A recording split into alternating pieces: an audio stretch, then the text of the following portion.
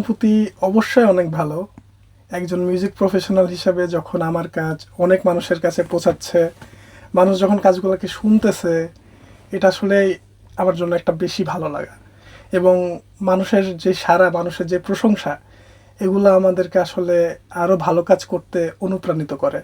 সহজভাবে বলতে গেলে আসলে আমরা যখন একটা গান বানাই, ওই গানের মধ্যে অনেকগুলো এলিমেন্টস থাকে, অনেকগুলো ইনস্ট্রুমেন্ট থাকে, ভোকালস থাকে। তো সবগুলা ইনস্ট্রুমেন্ট এবং ভোকালকে একসাথে করে জিনিসটা যেন শুনতে শ্রুতিমধুর হয়, যার কারণে আমরা যে প্রসেস করি সেটাই বেসিক্যালি মিক্সিং। এক লাইটেই নিশ্চিন্তে চলে দিনের পর দিন। Walton emergency bulb, the best emergency bulb. Mastering ব্যাপারটা হচ্ছে যে বেসিক্যালি এটা একটা ফাইনাল টাচ। সবগুলো ডিভাইসে কেমন শোনাবে, মানুষের কাছে শুনতে কেমন লাগবে, শ্রোতারা যেন ভালো একটা এক্সপিরিয়েন্স পায়, সেজন্য আমরা আসলে মিক্সিং মাস্টারিংটা করে থাকি।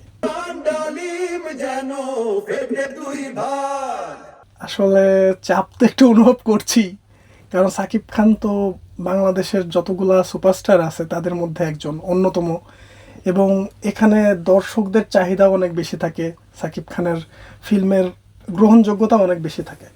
সেক্ষেত্রে যেটা হচ্ছে যে একটু তো চাপ অনুভব করছি, তবে চাপটাকে আসলে দায়িত্ব হিসাবে নিতে চাই। দায়িত্বের সাথে যদি আমি চাপটা কাটিয়ে উঠতে পারি, আশা করছি দর্শকদেরকে একটু ভালো এক্সপিরিয়েন্স উপহার দিতে পারবো।